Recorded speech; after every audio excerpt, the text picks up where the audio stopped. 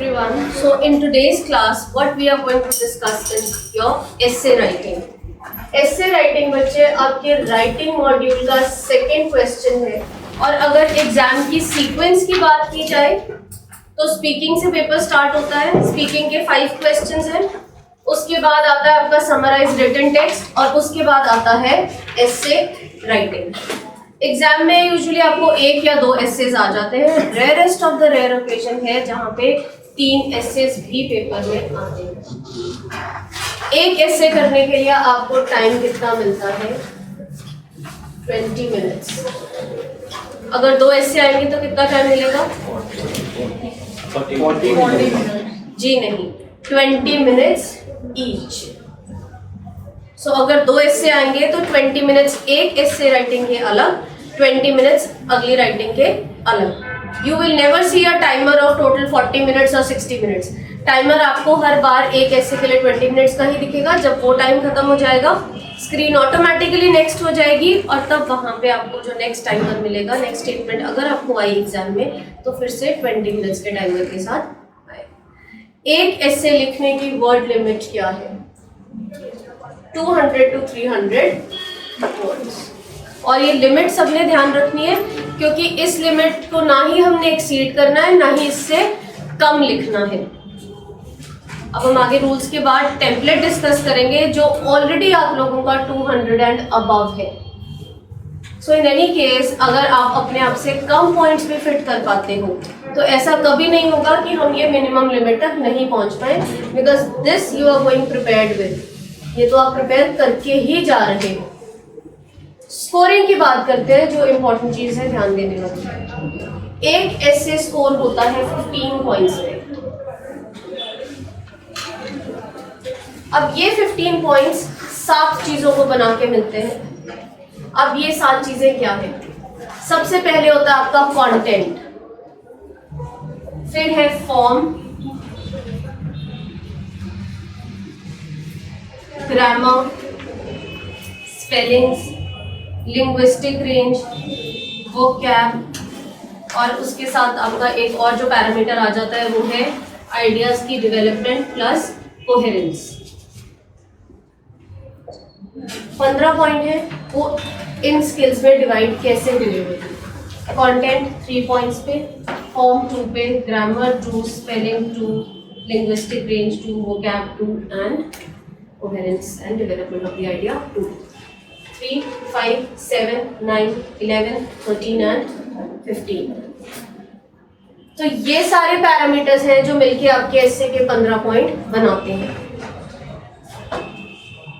Grammar में अगर एक मिस्टेक करोगे -1, 2 मिस्टेक्स करोगे 0 हो जाएगा. एक spelling error -1, 2 spelling error 0. Linguistic range proper होनी चाहिए. लैंग्वेज, लिंग्विस्टिक और वोकैबुलरी आपकी एकेडमिक होनी चाहिए. एब्रीविएशंस यूज नहीं करनी है. शॉर्ट फॉर्म्स ये आपने यूज नहीं करना है. Take a chair please.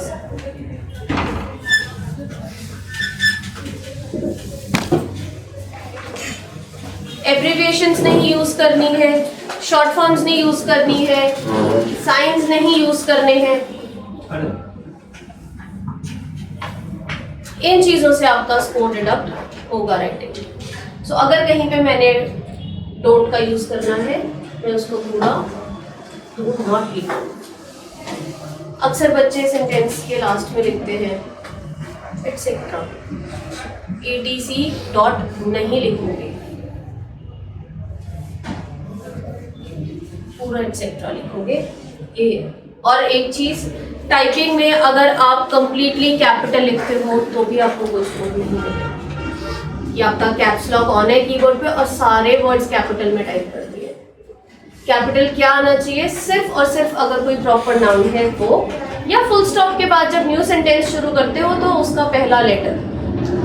अगर मैंने फुल स्टॉप के बाद सपोजिंगली ऐसे राइटिंग ये मेरा सेंटेंस था, यहाँ फुल स्टॉप के बाद मैंने द लिखा है तो सिर्फ ये टी लेटर जो है मेरा वो कैपिटल आएगा. उसके अलावा कुछ कैपिटल नहीं आएगा.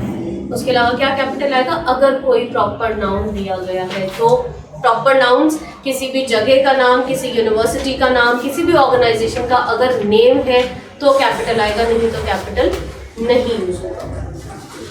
डेवलपमेंट एंड कोहेरेंस, कि बच्चे ने एसे से रिलेटेड जो इन्फॉर्मेशन दी है क्या वो आपस में तालमेल खाती है, सेंटेंसेस का आपस में कोई लॉजिकल मीनिंग बन रहा है, और पैराग्राफ्स क्या आपस में कनेक्टेड है। सो हर एसे को हम मेजर 4 पैराग्राफ्स में अटेम्प्ट करेंगे। सबसे पहला जो पैराग्राफ होगा वो होगा आपका इंट्रोडक्शन का। इंट्रोडक्शन के बाद आएगा बॉडी पैराग्राफ 1, उसके बाद बॉडी पैराग्राफ 2 और लास्ट में कंक्लूजन जरूरी है। तो इन 4 पैराग्राफ्स में हम डिवाइड करेंगे।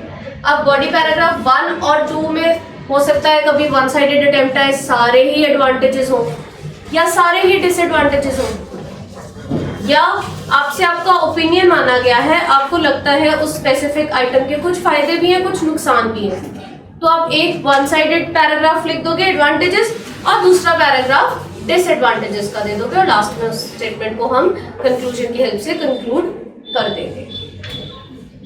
इन सब पैरामीटर्स में से मैंने अपने ध्यान दिया तो ग्रामर से बोलना शुरू किया, तो मैंने ये दोनों अभी तक नहीं बोले। क्यों नहीं बोले? क्योंकि ये दोनों बहुत इम्पोर्टेंट है, और इसमें अगर कंटेंट क्या है जो इससे की स्टेटमेंट आई है उससे रिलेटेड रेलेवेंट इंफॉर्मेशन दूं। मैंने पूरा एक फिक्स्ड फॉर्मेट ऐसा याद कर लिया है जिसमें सारा टेक्नोलॉजी के बारे में दिया हुआ है।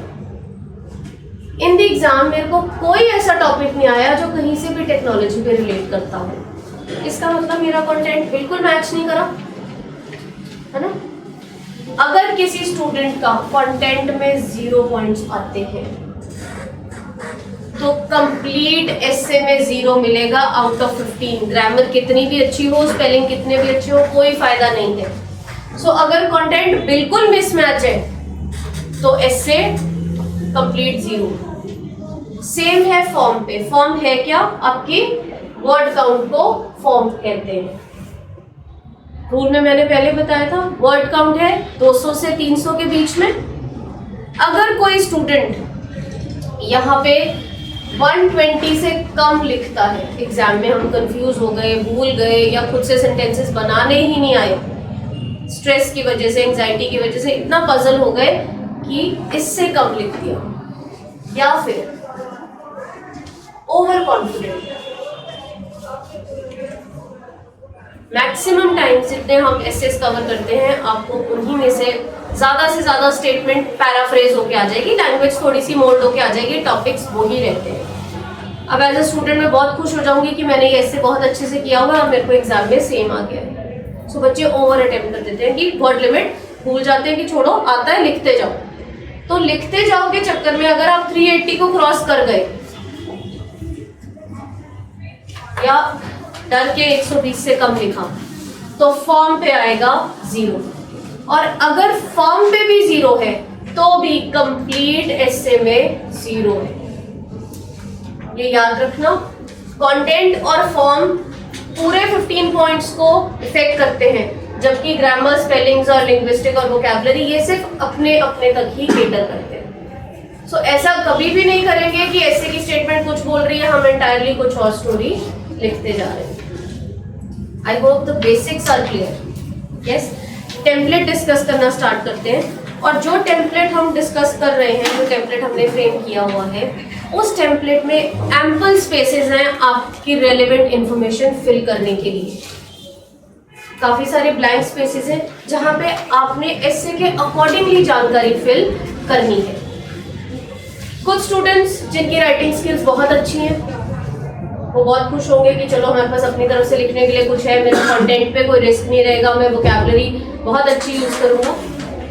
दूसरी तरफ वो बच्चे जिनको ऑलरेडी राइटिंग से बहुत डर लगता है कि हमको ग्रामर की बेसिक स्ट्रेंथ नहीं है या ग्रामर इतनी स्ट्रॉन्ग नहीं है, स्पेलिंग भी गलत हो जाते हैं। आप दोनों में से किसी भी ऑप्शन में फिट होते हो, you don't have to go. Why? Because there are certain fix sentences that I am going to give you, जो आपके ऑलमोस्ट हर एसे में यूज हो जाएंगे। सो अगर मुझे खुद से अच्छे से लिखना नहीं भी आता तो मुझे ये टेंशन नहीं है कि मैंने वो ब्लैंक स्पेसेस फिल कैसे करने हैं। वो ब्लैंक स्पेसेस फिल कैसे करने हैं that I am going to guide you. वो मैं आपको लिखवाऊंगी, बताऊंगी कि इनको इन चीज़ों से फिट कर सकते हो। बहुत से ऐसे कॉमन चीज़ें हैं जो आपके ऑलमोस्ट हर एस्से के साथ कंटेंट के लिए मैच हो जाती है। अब एस्से का टेम्पलेट आप सबके पास है। यस, मैं आपको हैंडआउट्स डिस्ट्रीब्यूट कर रही हूँ जो हम आज एस्से डिस्कस करने वाले हैं। एग्जामिनेशन पॉइंट ऑफ व्यू से स्टेटमेंट बहुत बहुत इंपॉर्टेंट है और बहुत रेपिटेटिव है। आप ये हैंडआउट्स पास ऑन कीजिए so that we can start off with the discussion.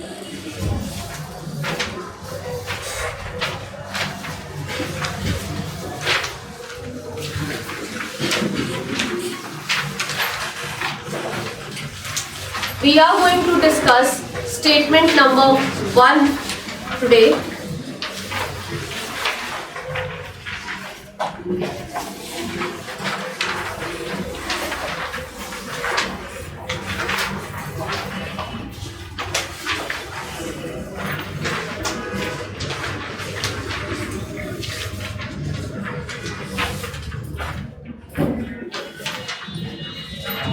The statement of the essay reads, in the present era, e-books are replacing traditional books.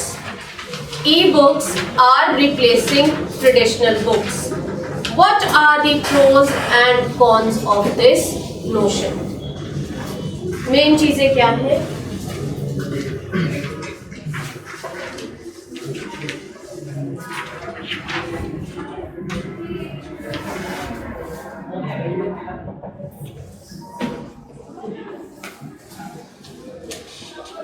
यही मेन बात है स्टेटमेंट में कि आज के एरा में, प्रेजेंट एरा में ई बुक्स जो है वो किसकी जगह ले चुके हैं? ट्रेडिशनल बुक्स की। लाइब्रेरीज भी पैराफ्रेज होके आ जाता है कई बार स्टेटमेंट में। Second part of the statement हमसे पूछता है what are the pros and cons. Pros and cons मतलब पॉजिटिव एंड नेगेटिव्स। सो ये स्टेटमेंट आपकी बोथ साइडेड स्टेटमेंट की तरह अटेम्प्ट हो जाएगी, जहाँ पे हम अपने BP1 में देंगे फायदे और BP2 में देंगे नुकसान। किस चीज़ के? ई बुक्स जो ट्रेडिशनल बुक्स को रिप्लेस कर चुकी है उसके फायदे और उसी के नुकसान। टेम्पलेट की बात की जाए तो टेम्पलेट में आपने हेडिंग फिट करनी है।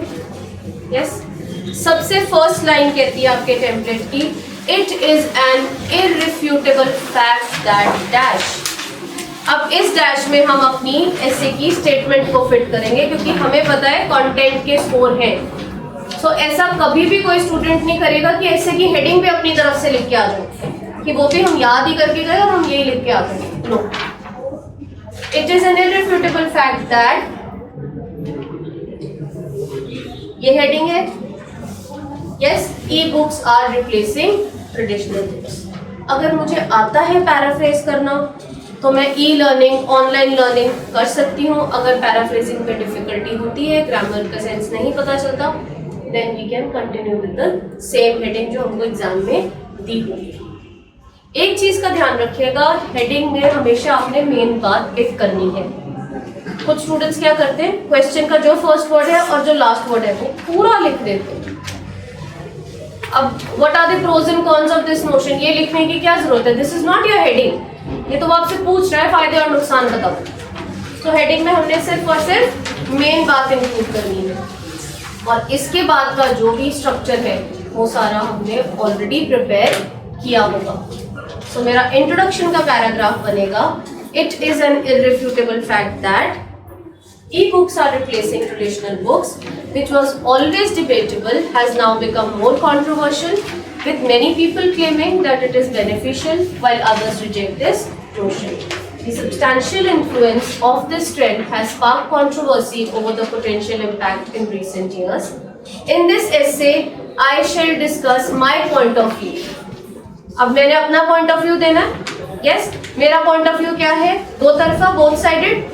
My point of view by analyzing the advantages and disadvantages of this trend and thus will lead to a plausible conclusion.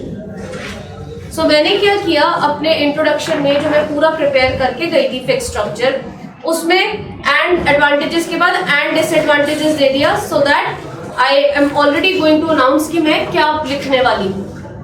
मैं क्या लिखने वाली हूँ? फायदे और नुकसान, दोनों चीजें। इसके बाद जो आपका बॉडी पैराग्राफ 1 रहेगा वो जाएगा आपका एडवांटेजेस पे। There is no hard and fast rule, आप पहले एडवांटेजेस देके बाद में डिसएडवांटेजेस दो, या पहले डिसएडवांटेजेस देके बाद में एडवांटेजेस दो, ठीक है।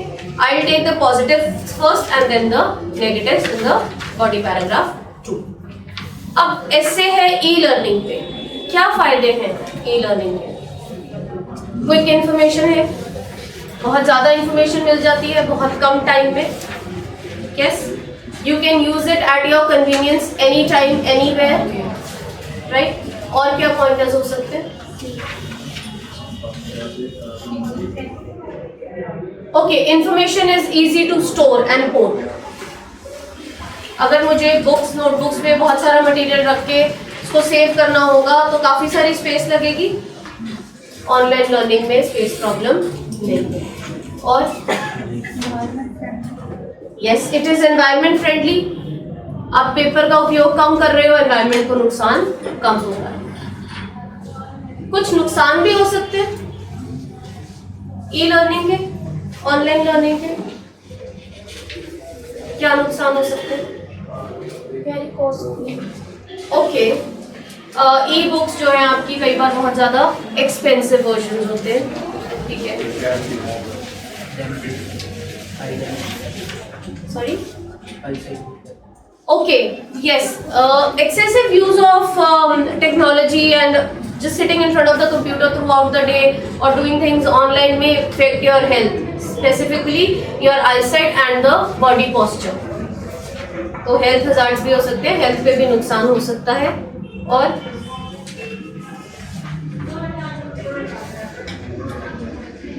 एनी अदर डिसएडवांटेज जो आपको हो सकता है ई लर्निंग से? ओके, यस, कई बारी जो सोर्स है जहां से आप इंफॉर्मेशन पिक करते हो वो ऑथेंटिक नहीं होता, टेस्टेड नहीं होता, तो वहां से फेक इंफॉर्मेशन भी है जो वो स्प्रेड हो जाती है, मिसलीडिंग इंफॉर्मेशन स्प्रेड हो सकती है। सो हमने कुछ एडवांटेजेस डिस्कस किए, कुछ डिसएडवांटेजेस डिस्कस किए। हमारे पास हमारा स्ट्रक्चर रेडी है, हम ये सिंपल और शॉर्ट पॉइंट्स उसमें फिट कर देंगे। मैंने बोला सिंपल और शॉर्ट, क्योंकि बेटा कंपाउंड कॉम्प्लेक्स सेंटेंसेस बनाने के अलग से कोई नंबर नहीं मिलते, लेकिन अगर हम गलत बनाते हैं तो स्कोर डिडक्ट जरूर होगा। इसीलिए बेटर है कि आप शॉर्ट सेंटेंसेस बनाइए, सिंपल सेंटेंसेस बनाइए, ताकि ग्रामेटिकल एरर्स कम हो। वोकैबुलरी, लिंग्विस्टिक रेंज की आपको वरी करने की जरूरत नहीं है, कोहेरेंस की आपको वरी करने की जरूरत नहीं है, क्योंकि वो ऑलरेडी स्ट्रक्चर में एम्पल इंक्लूडेड है। सफिशिएंट वोकैब, आपकी एकेडमिक वोकैब और कनेक्टर्स सब कुछ आपके आंसर में ऑलरेडी है। सो हमने क्या करना है, टॉपिक के हिसाब से 3-4 शॉर्ट सेंटेंसेस बनाने हैं, ताकि ग्रामेटिकल एरर्स भी ना हो और कंटेंट भी कंप्लीटली मैच कर जाए। सिमिलर रहेगा हमारा बॉडी पैराग्राफ 2, वहां पे भी शॉर्ट सेंटेंसेस, ताकि ग्रामर गलत ना हो, जिन वर्ड्स के स्पेलिंग्स में आपको कहीं पे भी डाउट हो, please do not use such words.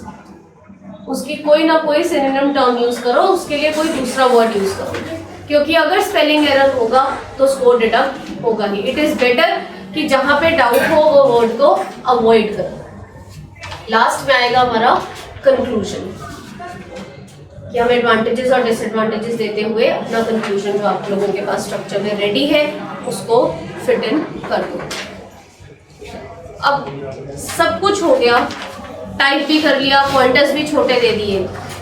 जब तक आप प्रूफ रीड नहीं करेंगे तब तक आप नेक्स्ट क्लिक नहीं करोगे। I would say this is the most important step, सबसे लास्ट स्टेप है पर सबसे ज्यादा जरूरी है, क्योंकि लिखते हुए शायद मेरे को इतनी गलतियां नहीं लगती हो जितनी टाइपिंग एरर्स हो जाते हैं। कई बार कीज बहुत ज्यादा डबल प्रेस हो जाती है, जोर से प्रेस हो जाती है, डबल टाइप हो जाता है।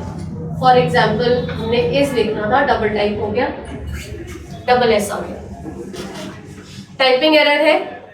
कंप्यूटर ऑफ कोर्स वो डिडक्ट करेगा ही करेगा, क्योंकि मेरे स्पेलिंग गलत है। प्रूफ रीडिंग का सबसे अच्छा तरीका, आप बॉटम से टॉप की तरफ जाएंगे और राइट से लेफ्ट की तरफ जाओगे। हम जब लिखते हैं तो हम लेफ्ट टू राइट लिखते हैं, है ना, ऐसे ही चलते हैं। लेकिन जब हम प्रूफ रीड करेंगे तो हम लेफ्ट टू राइट और शुरू से नहीं करेंगे। क्यों नहीं करेंगे? क्योंकि जब मैं एक स्ट्रक्चर याद करके जाती हूँ, ऑब्वियसली मेरे दिमाग में वो बहुत अच्छे से फिट हुआ हुआ है। अब मेरी याददाश्त में प्रॉब्लम नहीं आएगी, पेपर में प्रॉब्लम कहाँ आएगी? टाइपिंग में। तो जब हम इसको बिल्कुल बिगिनिंग से चेक करना शुरू करते हैं, I have noticed many students do this mistake कि शुरुआत से चेक करना शुरू करा, साथ साथ टेम्पलेट बोलते जाते हैं, दिमाग में टेम्पलेट इतने अच्छे से फिट होता है कि एज्यूम करते जाते हो हमने वही सब लिखा है। एजम्पशन पे, अंदाजे पे नहीं होगा काम। प्रूफ रीडिंग में हर एक वर्ड प्रॉपरली चेक करना चाहिए, because the problem is not with what I have learn, the problem might be what I have typed. Typing में प्रॉब्लम होगी, लर्न तो मैंने किया ही हुआ है। इसीलिए अगर सीधी सीक्वेंस में चलोगे, याद वैसे ही हुआ है, तो उसी को बोलते जाओगे और यहाँ पे ध्यान नहीं जाएगा। सुपरफिशियली बस ऊपर ऊपर से चेक किया और वहां पे एरर्स होने के चांसेस ज्यादा हो जाते हैं। तो हमने चेक करना है राइट टू लेफ्ट। क्यों? क्योंकि मैंने उल्टी सीक्वेंस नहीं याद की, नहीं ना। जब मैं उल्टी सीक्वेंस में प्रूफ रीड करना शुरू करूंगी तो ऑटोमेटिकली हर वर्ड बैक से पढ़ो तो पूरा पढ़ना ही पड़ेगा उसको देखने के लिए कि वो ठीक है कि नहीं। और ये स्ट्रक्चर और इसमें पॉइंटर्स फिट करके बहुत इजीली रफली 12 to 14 मिनट्स के अंदर अंदर हर स्टूडेंट टाइपिंग कंप्लीट कर लेता है। So you have ample time, sufficient time बचता है आपके पास एग्जाम में भी, जिसमें आप अपना पूरा टेक्स्ट जो आपने टाइप किया है उसको प्रूफ रीड कर पाएंगे। कुछ कॉमन मिसकंसेप्शंस हैं बच्चों के दिमाग में कि मैम अगर हम बैक स्पेस यूज करते हैं तो क्या हमारा रिटन रिस्पॉन्स कम हो जाएगा, हमारे स्कोर्स डिडक्ट होंगे? ऐसा कुछ नहीं है, उससे आपके स्कोर पे कोई नेगेटिव इम्पैक्ट नहीं आता। सो ये चीज़ों का ध्यान रखेंगे और अब हम अटेम्प्ट करके देखेंगे हमारा एस्से का topic. Thank you very much.